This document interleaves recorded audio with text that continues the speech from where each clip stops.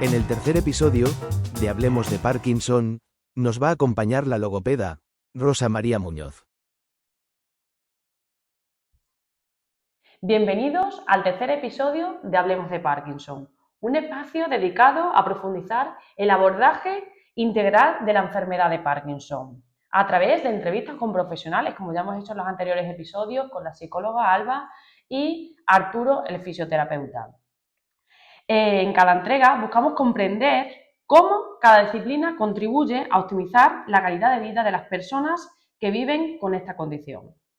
En el episodio de hoy tenemos el privilegio de contar con Rosa, logopeda con más de 23 años de experiencia clínica en el abordaje de trastornos de la comunicación y la deglución en personas con enfermedad de Parkinson, en la Asociación Regional de Parkinson Extremadura. A lo largo de su trayectoria, Rosa ha acompañado a numerosos pacientes, ayudándolos a preservar y mejorar sus funciones fundamentales como es la voz, el habla, la deglución, las cuales pueden verse significativamente comprometidas por esta patología neurodegenerativa. Rosa, muchísimas gracias por estar con nosotros. Aquí. Es un verdadero placer contar contigo y estoy segura que hoy nos vas a enseñar muchísimo y va a ser una entrevista súper enriquecedora. Lo intentaremos. Seguro que sí. Bueno, Rosa, pues para comenzar me gustaría que empezásemos comentando, en términos así generales, qué aspectos de esta patología se ven beneficiados por esta disciplina. Pues mira, me alegra mucho que me hagas esta pregunta porque cuando llegan usuarios de recién diagnóstico a la entidad con un desconocimiento total de la enfermedad, cuyo máxima prioridad es sus síntomas motores, que son los más visibles y los que más reconocen, y les empezamos a hablar del servicio asistencial, de las terapias que aquí ofertamos, llegamos al apartado logopedia y de pronto dicen, para, logopedia, yo hablo perfectamente, no necesito logopedia. Entonces creo que para poder entender bien la entrevista y las preguntas que me vayas a formular a continuación, debemos partir de la base de qué es la logopedia, qué trabajamos y qué aspectos se benefician en la enfermedad de Parkinson con nuestra terapia. Podríamos decir que la logopedia, a grosso modo, es la disciplina que se encarga del estudio, de la prevención, del tratamiento, diagnóstico, evaluación de los trastornos de tres áreas muy importantes: la comunicación humana, las funciones orofaciales y las funciones deglutorias. Y la logopedia abarca desde el periodo neonatal, momento del parto, hasta el periodo terminal de la vida, ¿de acuerdo? Entonces, cuando hablo de comunicación humana, me refiero a la capacidad que tiene el ser humano de transmitir información. De ahí estoy hablando, tanto de crear el mensaje, elaborarlo, recibirlo, interpretarlo y comprenderlo. Si alguno de esos aspectos que he mencionado está dañado, ya toca trabajarlo. Claro. A mí me da igual que un paciente se exprese mal porque a lo mejor no es capaz de elaborar un discurso, y estamos hablando a nivel mental, no es capaz de generar ese pensamiento. O un paciente que, por ejemplo, se exprese muy mal porque tiene una alteración a la hora de vocalizar y no se le entiende absolutamente nada. O, por el contrario, otro paciente que a lo mejor llega, no tiene ningún problema a nivel de expresión, de lenguaje expresivo, se le entiende muy bien, pero él, cuando recibe el mensaje, es incapaz de poder saber qué hacer con él porque no ha comprendido nada. Ahí, por ejemplo, mi objetivo como logopeda es que el paciente parkinsoniano consiga una comunicación efectiva, una comunicación que sea funcional en cualquier situación, en cualquier momento de su día a día. Y me da igual que esa información y esa comunicación sea oral, gestual, escrita, mediante un sistema aumentativo o alternativo de comunicación, indiferente. Pero el objetivo es conseguir esa comunicación del paciente parkinsoniano. La segunda área que he mencionado, que es la de las funciones orofaciales, aquí estamos hablando de trabajar todas las funciones que se llevan a cabo en el sistema estomatogmático. Y tú me puedes decir, menuda palabreja, ¿qué es eso? Totalmente. Bueno, pues el sistema estomatogmático es un conjunto muy complejo de estructuras y de tejidos que son las que se encargan de funciones vitales tan importantes para la supervivencia como respirar, masticar, tragar, hablar. Cuando cualquiera de esos sistemas que están comprendidos por estructuras, sistemas musculares, sistemas óseos, glandulares, nerviosos, dentales, está dañado, evidentemente estamos poniendo en riesgo la vida en sí. Nosotros ahí el objetivo fundamental es poder trabajar con el paciente parkinsoniano para conseguir una comunicación adecuada, una alimentación eficiente y una respiración eficaz. Todo para conseguir una salud general. Qué importante. ¿Vale? Lo que pasa es que muchas veces no nos damos cuenta de eso, pero es fundamental. Y por último, cuando hablamos de las funciones deglutorias, nos estamos refiriendo a la capacidad, a los procesos que tenemos para elaborar el alimento y poderlo trasladar desde la boca hasta el estómago, manteniendo la seguridad, evitando que la comida pase por las vías respiratorias. Claro. Eso es un proceso muy complicado, tiene diferentes fases y en las etapas principales de la enfermedad no suele estar dañada, pero en fases muy avanzadas puede ser un problema verdaderamente grave para la salud. Ahí como logopeda nuestra función es básica, fundamental, hay que trabajar desde la prevención y conseguir una alimentación y una nutrición que sean adecuadas y que el paso de los alimentos sea completamente seguro para la persona. Entonces, la logopedia es mucho más que enseñar a hablar, mucho más que pronuncien bien una R y, por supuesto, va más allá de lo que es la época infanto-juvenil que todos tenemos en mente cuando se habla de logopedia. Y ahí la importancia de recibir atención desde los estadios tempranos. Claro, para llevar a cabo esa prevención y que no vaya avanzando esa sintomatología. Efectivamente.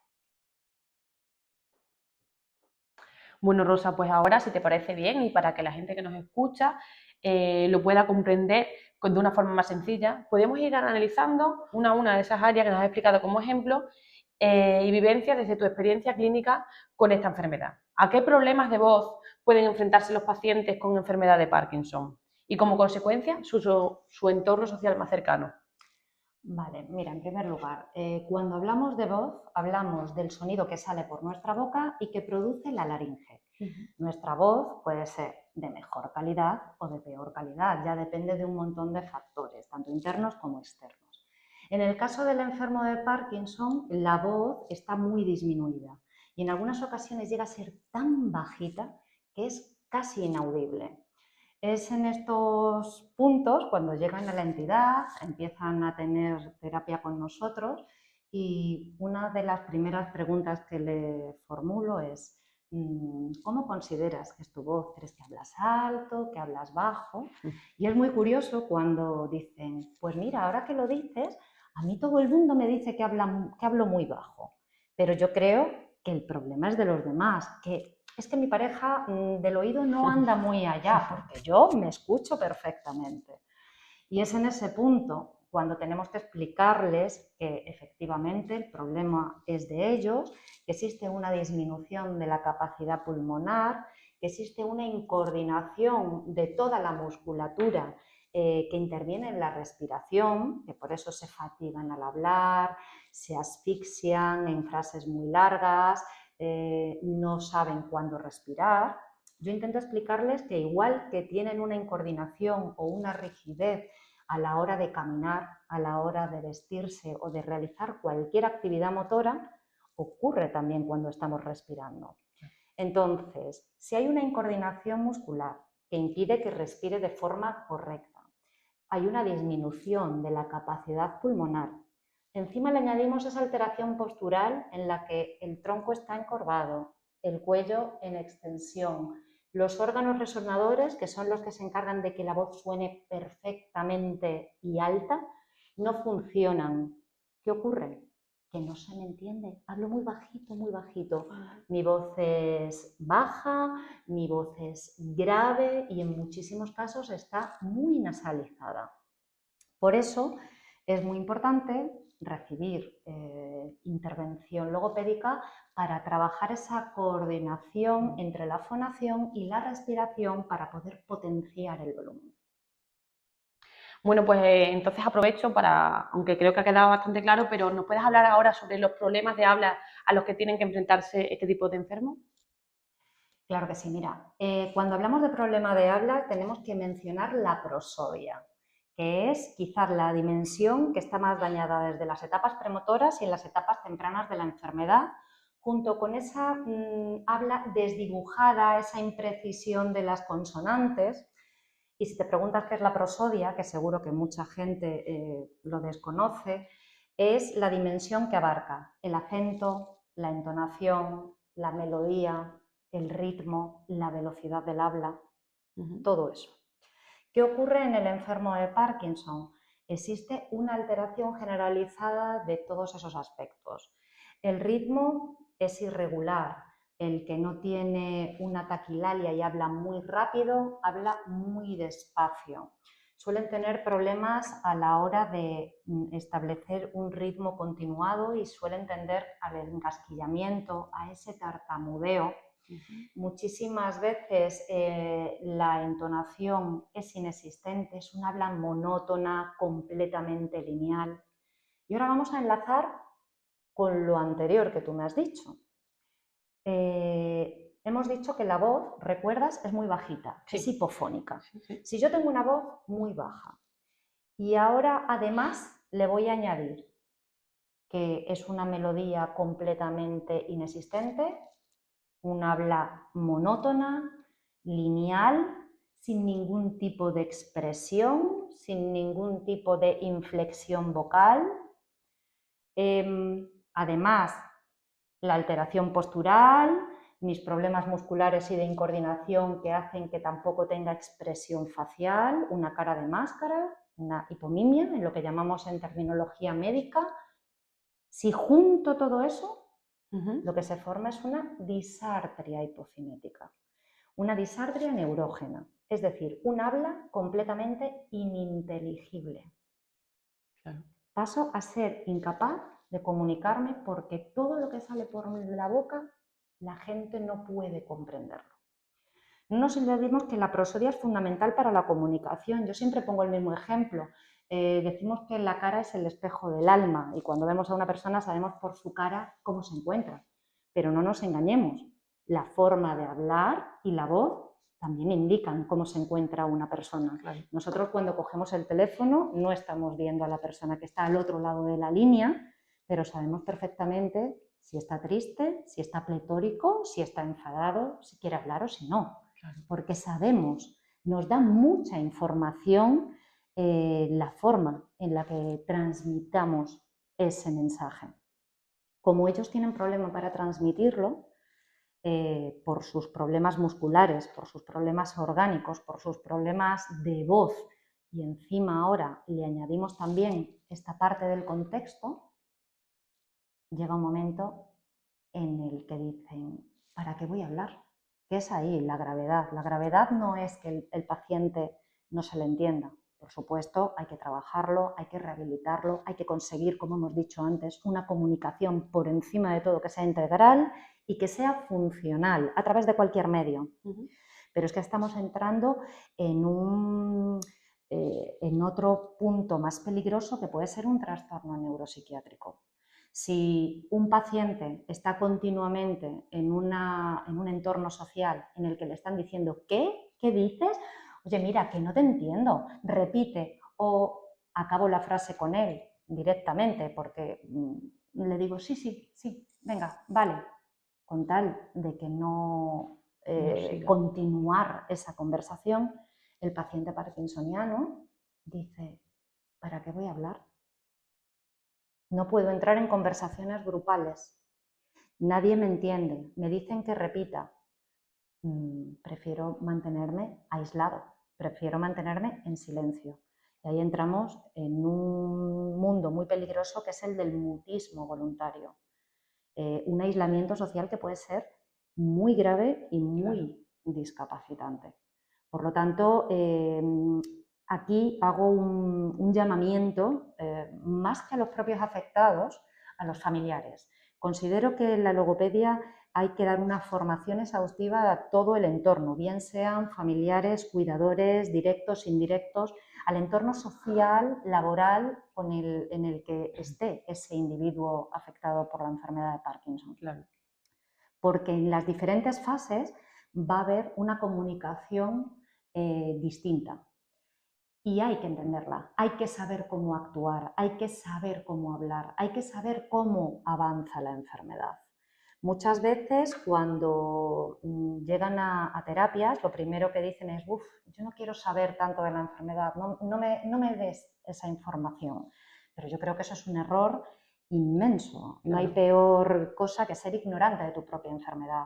Hay que saber identificar los fallos, identificar la evolución, identificar cada déficit que se vaya produciendo, y muchas veces no son ellos los que lo detectan, son los familiares que nos tienen que informar, que nos tienen que asesorar. E insisto, ya no solo como previo a la detección, sino también para saber cómo abordar a ese enfermo y cómo acompañarle durante toda la duración que pueda tener la enfermedad de Parkinson en esa persona. Claro. Bueno, Rosa, me parece muy interesante todo lo que nos estás comentando, la verdad. Y bueno, me quiero retomar una cosa que has dicho al principio, que has hablado en qué consistía la comunicación y te has centrado también en la elaboración del mensaje, en comprender ese mensaje. ¿Puedes explicarnos este punto aplicado al síntoma, a los síntomas del enfermo de Parkinson? ¿En qué lo notan las personas que le rodean?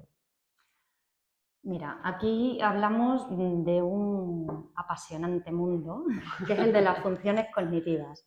Evidentemente, poder comunicarlos no es solo transmitir la información, como bien has dicho y que lo comenté al principio, es de dónde brota ese mensaje, dónde se elabora, dónde generamos ese pensamiento. Entonces ya estamos hablando de algo más profundo y a nivel cerebral, de esa base, de ese origen.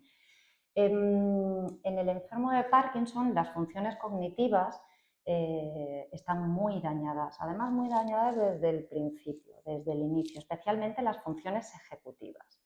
Si te preguntas qué son esto de las funciones cognitivas, ejecutivas y demás, pues son las habilidades que tenemos cualquier persona a nivel cerebral y que son las que nos permiten adaptarnos a cualquier situación compleja. Entonces, son fundamentales para nuestra supervivencia, son fundamentales para el aprendizaje, para poder estar en nuestro día a día. Eso es explicado de una forma muy sencillita. El enfermo de Parkinson, como bien he dicho, tiene alteradas muchas de ellas. La memoria de trabajo, la flexibilidad cognitiva, el control inhibitorio, la atención sostenida, que no sé si la he mencionado. Todas estas funciones se trabajan desde todas las áreas del servicio asistencial, tanto la fisioterapia, terapia ocupacional, psicología. Pero yo te voy a hablar un poquito cómo afectan estas funciones a mi área. Estamos hablando de lo que es comunicación de la persona. Por ejemplo, cuando yo hablo de una afectación de la memoria de trabajo, el paciente va a tener muchísimo problema para poder retener y elaborar el mensaje. La memoria de trabajo es esa que se encarga de recuerdo algo y con esa información que acabo de recibir, elaboro y trabajo con ella. Como la tienen dañada, el aprendizaje cuesta muchísimo más. Y elaborar frases largas, frases complejas, supone una dificultad añadida. Cuando hablamos, por ejemplo, de fluidez verbal, ellos tienen muchos problemas para poder encontrar palabras y te hablan, no, es que la tengo en la punta de la lengua, lo que sería como una especie de anomia, ¿no? Y muchas veces se preocupan diciendo, perdona Rosa, esto no tendrá nada que ver con el Alzheimer. Confunden mucho ambas enfermedades neurodegenerativas. Entonces, claro, yo intento explicárselo de una forma muy simple y muy sencilla para que ellos puedan comprender la diferencia. Y siempre lo explico de la misma forma. El cerebro es un armario enorme que tenemos en la cabeza. Entonces yo voy a buscar una palabra dentro de mi cerebro.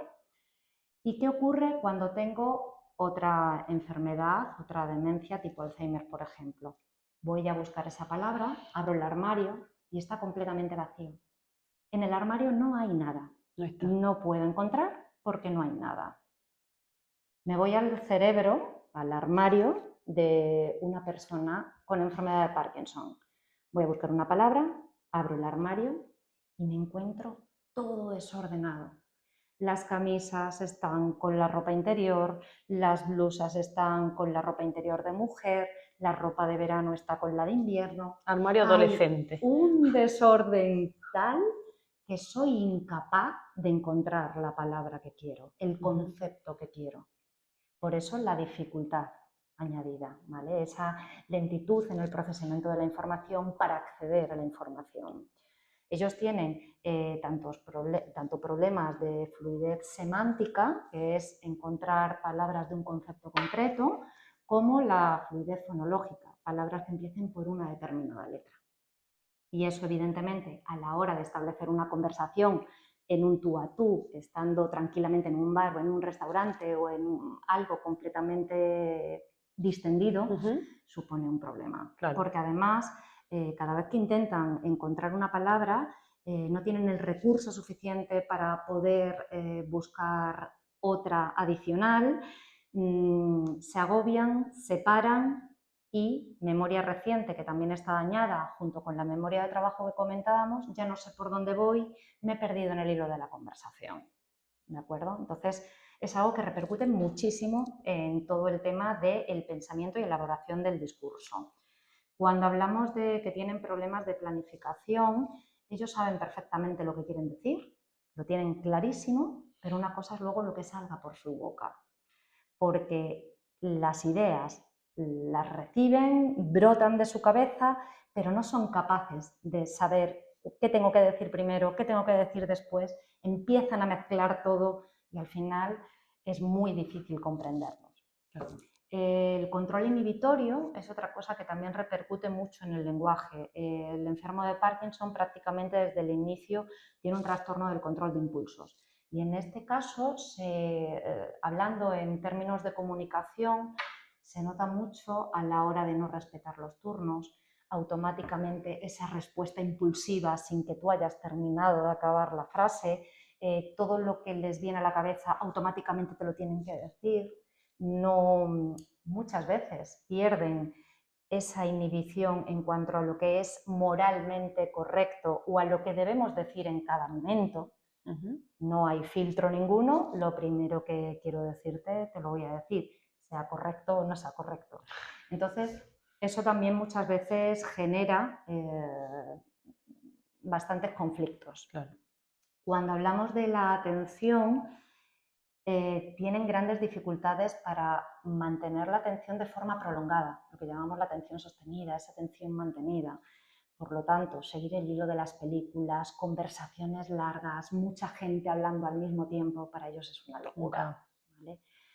Poder entender todo esto es fundamental, insisto, como te dije antes, para el entorno. Claro. Porque muchas veces nosotros, los que trabajamos, los que convivimos con el enfermo de Parkinson, lo hacemos rematadamente mal. Tenemos que entender que la enfermedad de Parkinson, la propia palabra lo dice, es una enfermedad. El enfermo no hace determinadas cosas de forma voluntaria o queriendo.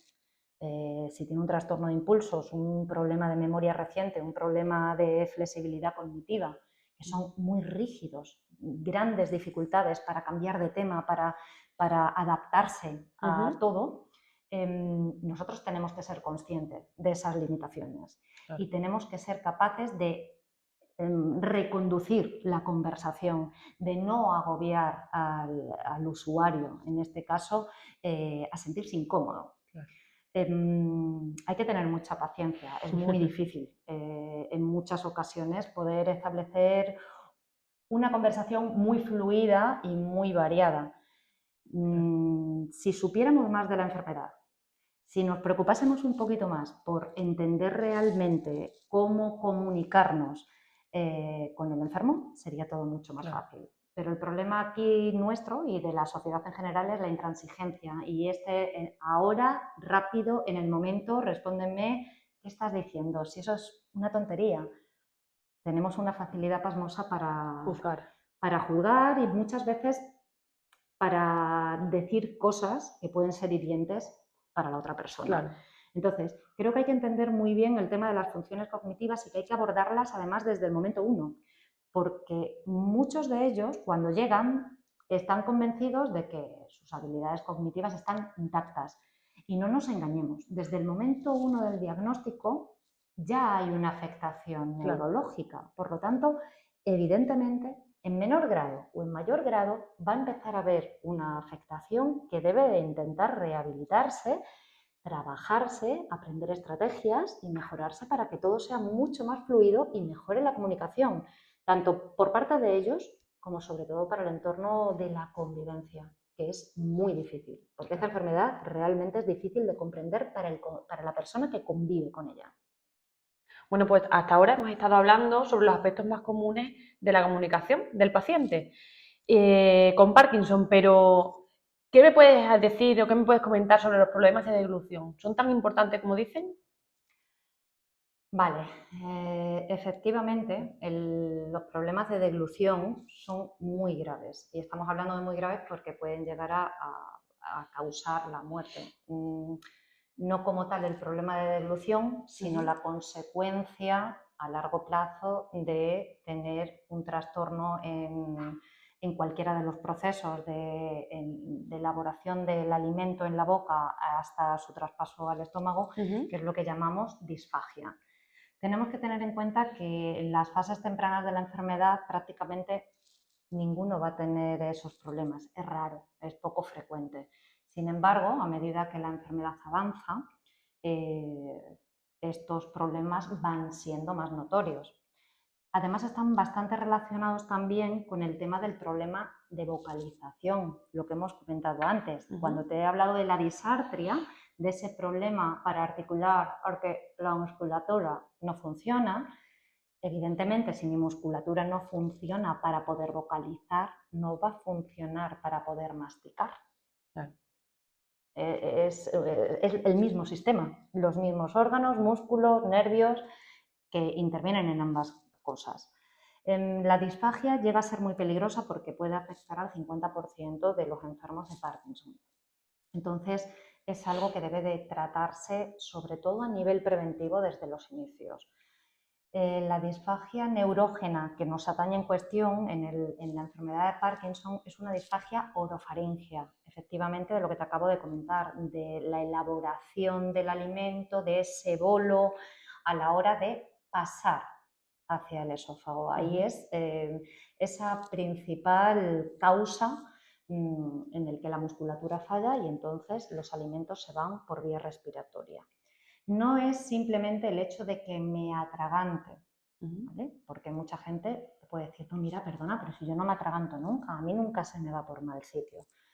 Pero el problema de que funcione mal cualquier musculatura relacionada es que tú puedes entrar en unas aspiraciones silentes en las que el alimento se está yendo por vía respiratoria, pero no está actuando mi cuerpo para darme la señal de alarma mediante una tos, por ejemplo. Nosotros, cuando se nos va el alimento por mal sitio, normalmente empezamos a toser de forma compulsiva, ¿vale? En el caso de que fuera un atragantamiento o una aspiración obstructiva, es cuando el alimento se queda ahí, que ni sube ni baja y no puedo respirar. Existen diferentes tipos de aspiraciones.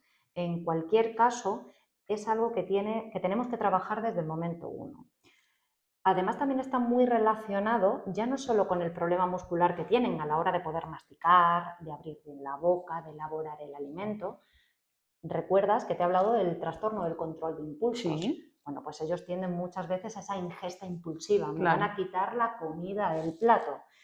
No mastican como deben, engullen más que tragan. Bueno, para mí, en las fases iniciales de la enfermedad, lo primero que hay que hacer es un trabajo de fondo preventivo, porque mi objetivo primordial es conseguir que tengan una alimentación y una nutrición que sean adecuadas, que no exista deshidratación y, por supuesto, prevenir cualquier riesgo de aspiración o de atragantamiento que pueda poner en peligro su vida.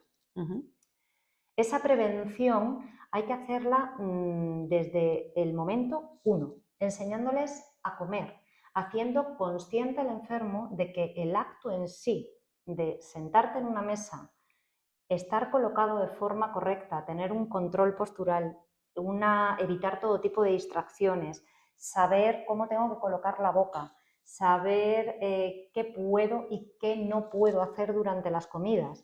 Hacer de todo el proceso de gestionar una comida un acto consciente es fundamental. Es muy difícil, porque todos lo hacemos de forma automática. Exactamente.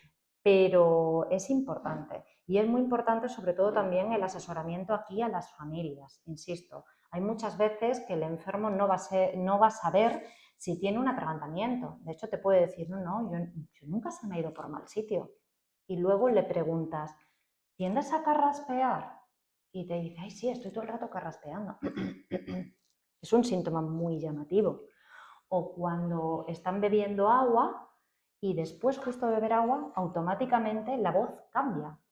El tono vocal cambia, se convierte en una voz como húmeda, como si tuviera una flema continua. O sea, hay determinados avisos que tienen que conocer, que tienen que saber tanto él como los familiares, porque podemos hablar de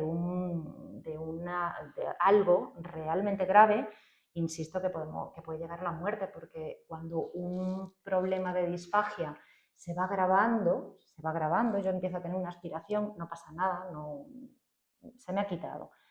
Al rato vuelvo a tener otra, la salvo. Al rato vuelvo a tener otra, la salvo. Se van quedando como restos de comida en las vías respiratorias que se van infectando. Al final empiezo con las bronquitis, de las bronquitis empiezo a padecer neumonías, las neumonías cada vez son más graves y al final esa neumonía en una aspiración pues nos podemos quedar. Entonces es algo que hay que tratar con sumo cuidado porque no es una disfagia al uso como la provocada a lo mejor por un accidente que pueda ser luego corregido o rehabilitado. No nos podemos olvidar que estamos hablando de una enfermedad neurodegenerativa, crónica, progresiva. No se va a detener nunca, nunca va a parar. Y eso hay que hacerles muy conscientes. Yo soy muy dura cuando hablo con ellos y les intento explicar todo. Tienen que ser conscientes de que por mucho que hagas, la enfermedad no se detiene. Pero sí podemos paliar esos síntomas, sí podemos evitar el riesgo y el cómo vaya evolucionando para mejorar esa calidad de vida. Entonces, dar unas pautas de alimentación seguras, modificando las texturas si fuera necesario, modificando los hábitos, aprendiendo a respirar, una serie de pautas generales importantes desde el momento 1 pueden ser vitales, una mejora fundamental en un futuro. Bueno, Rosa, a lo largo de toda la entrevista me has estado hablando de la sintomatología que se trata desde tu área de la enfermedad y me hablas del paciente, pero también del entorno familiar. Entonces, te pregunto, ¿hay alguna pauta o alguna recomendación que quisieras darles a los familiares o cuidadores de las personas que padecen esta enfermedad? Sí, a ver, siempre recomiendo la formación en general de cualquier área, pero así como pautas muy basiquitas y que creo que cualquier persona de la sociedad en general, ya no digo de familiares, de la sociedad en general, deberíamos saber es, primero, la dificultad para entender esta enfermedad. Es dificilísimo entender que una persona esté 5 minutos haciendo todo perfectamente y qué casualidad que a los 3 minutos ya no soy capaz de hacer nada. Lo que me gusta, a lo mejor, oye, qué bien lo hago, y sin embargo me cambias y ya no puedo ni moverme. Eso parece fácil cuando dices, bueno, visto desde fuera, pues no es tan complicado, pero en el día a día genera un conflicto inmenso. Es muy difícil ver a un paciente activo, sin problemas motores, sin ningún tipo de bloqueo, y de pronto, sin venir a cuento, completamente parado, sin poder hablar, sin poder hacer nada, con una sintomatología motora muy llamativa. Entonces, es muy difícil de comprender. Y como es muy difícil de comprender, es muy difícil de llevar, ¿vale? Pautas generales básicas de mi área, en lo que a mí refiere. Si hablo de comunicación, en concreto, fundamental, no hagamos frases largas, no hagamos frases elaboradas. Si os acabo de estar explicando que tienen un problema de memoria reciente, que les cuesta muchísimo tener una atención sostenida, que no soy capaz de seguir la conversación de forma fluida. Frases cortas y sencillas. Claro. Yo te puedo hacer una pregunta directa sin empezar a contarte, pues recuerdas que el otro día tal, no sé qué. No, frases cortas y sencillas, que el mensaje sea muy directo, que no tenga exceso de elementos a retener. Cuando no le escucho, porque resulta que mi familiar habla muy bajito, por favor, tenemos que evitar. ¿Quieres hablar más alto? Vamos a ver, no lo hace queriendo, que no es su intención, que a él le encantaría tener un chorro de voz inmenso, pero es que la mitad de las veces no es consciente de que su voz es baja. Recordemos que todos nosotros nos escuchamos por dos vías, por la aérea, que es la que sale de mi boca y llega a mi oído, y de forma interna, por la ósea. ¿Vale? Entonces, ellos están escuchando muy fuerte y muy bien. Claro. No le recriminemos que esté hablando bajo. Al revés, se lo tenemos que recordar. No olvidemos que tienen las funciones ejecutivas alteradas. Por lo tanto, ellos tienen una dificultad para poder saber cómo tengo que respirar, qué tengo que hacer primero y qué tengo que hacer después para que mi voz suene potente. Claro. Y ahí estamos nosotros. A ver, para. Respira fuerte, profundo, piensa lo que me vas a decir, coge aire fuerte. Es esa pauta. Nosotros se lo tenemos que recordar porque ellos por sí mismos no son capaces. Claro. Entonces, le tenemos que ir diciendo cuál es el procedimiento a seguir para que esa voz suene bien. Cuando hablamos del problema de habla, de la disartria, no de la voz, del habla, no se me entiende nada. Estoy hablando de y no sé todo.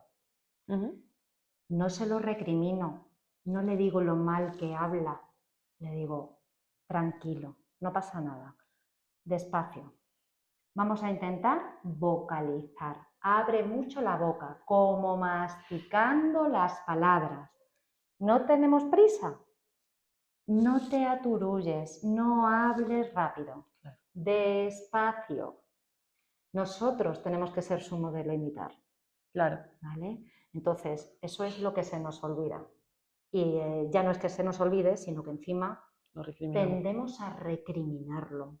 Y de verdad que es un problema grave, porque la mayoría del aislamiento social, sin darnos cuenta, lo provocamos nosotros. Cuando estamos en conversaciones con mucha gente, por favor, se lo digo a todos los familiares, tenéis que tener cuidado y una atención especial si hay un enfermo de Parkinson. Claro. Tenéis que hacer lo posible por meterlo dentro de la conversación. Si veis que está todo el rato callado, que alguien se acerque, ¿qué opinas? ¿Tú qué crees? ¿Cómo estás? ¿Qué te parece? Me da igual. Incluirlo. Hay que incluirlo en una conversación, en ese diálogo. No empecéis a hablar todos a la vez. Si ya tienen dificultad para ser capaz de seguir un hilo prolongado de uno solo, imaginaos en conversaciones que van cruzadas. Es un caos para ellos. Es muy complicado. Entonces, estas funciones que os estoy comentando, estas estrategias o estas pautas son muy básicas y además son de cajón. El problema es que se nos olvida. A mí la primera. O sea que, por desgracia, el ser humano pues somos así, de maravillosos todos. Cuando hablo de deglución sí que quiero, esto sí que va más dedicado a los familiares sobre todo. Te he comentado que podía llegar a ser muy peligrosa. Sí. Dependiendo sobre todo del estadio en el que se encuentra el enfermo, ¿no? Cuanta más avanzada está la enfermedad, mayor riesgo de atragantamientos y mayor riesgo de empezar a tener ingresos hospitalarios pues, por bronconeumonías o cualquier tipo de alteración similar. Es muy importante que nos fijemos si mi paciente, si mi familiar, mi amigo, mi pareja que tenga la enfermedad tose antes, durante, después de comer, si se atraganta frecuentemente, qué casualidad que se le vaya siempre por mal sitio con líquidos o con sólidos, si comiendo continuamente se está mordiendo el labio, la mejilla, la lengua, si tiende a carraspear, si la voz cada vez que ingiere líquidos se vuelve húmeda, si es una voz como con flema continua, cualquier aspecto, bueno, otro, si quedan restos de comida en la boca. Muchas veces, este dato no lo he comentado antes, pero es muy importante, mantener una correcta higiene dental y una correcta higiene bucal después de las comidas en el enfermo de Parkinson es vital, vital, porque nosotros no nos damos cuenta. Imaginemos que comemos cualquier tipo de comida sólida, no nos hemos lavado los dientes después de comer ni nada similar, algún resto habrá quedado entre los dientes, al cabo de las horas ese minúsculo resto cae dentro de la cavidad bucal, nosotros no tenemos problema. Claro. Pero una persona que ya tenga disfagia, ese minúsculo resto de alimento que se haya podido quedar entre los dientes y que con el paso del tiempo se desprenda, en un momento en el que yo vaya a coger aire, puede irse por vía respiratoria y no voy a tener el recurso ni la capacidad, porque van a estar dañados toda la musculatura que defiende mi cuerpo, para poder solventarlo. Entonces, esa correcta higiene vocal, algo tan sencillo como enjuagarme la boca y escupir después de comer para que se vayan los restos, fundamental. Fíjate. Que los familiares sepan qué alimentos son tienen mayor riesgo de atragantamiento. Hay alimentos que no se pueden, no es que no se puedan comer, como yo les explico, aquí no hay nada prohibido y mucho menos en fases iniciales en las que no hay ningún problema. Claro. Pero sí tenemos que ser conscientes de que esos alimentos suponen un mayor riesgo de atragantamiento y por lo tanto si los como, los voy a comer con mucho más cuidado. Claro. Estamos hablando de una ingesta, por ejemplo, de frutos secos, de un pan tostado, algo que cuando nos lo metemos en la boca se desmigaja por completo.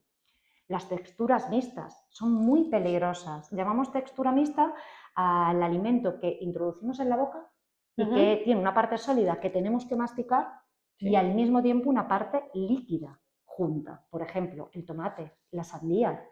Hay parte sólida, hay que masticar, pero la cantidad de líquido que tiene es inmensa. Pues hay que tener muchísimo cuidado con eso. Con las legumbres, para que no la piel que recubre la legumbre no se suelte y se quede pegada en alguna parte de la cavidad bucal. Entonces, hay determinados alimentos que todos damos por hecho que sí, que si nos ponemos a pensarlo son peligrosos, pero no caemos. Claro. Bueno, pues ese conocimiento, ese estudio, esa formación, hay que tenerla desde el momento uno. Es fundamental poder saber para luego afrontar, analizar, tratar, prevenir y rehabilitar. Qué importante. Hombre, qué importante la psicoeducación de la enfermedad en los familiares. Básica.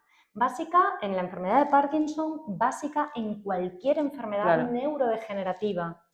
Siempre es importantísimo. Bueno, Rosa, y ya para ir finalizando, para terminar, ¿hay algo que nos quieras comentar, sobre todo para las personas que están recién diagnosticadas? Sí. A ver, para todos los que estéis recién diagnosticados, por favor, que no os dé miedo acudir a una asociación.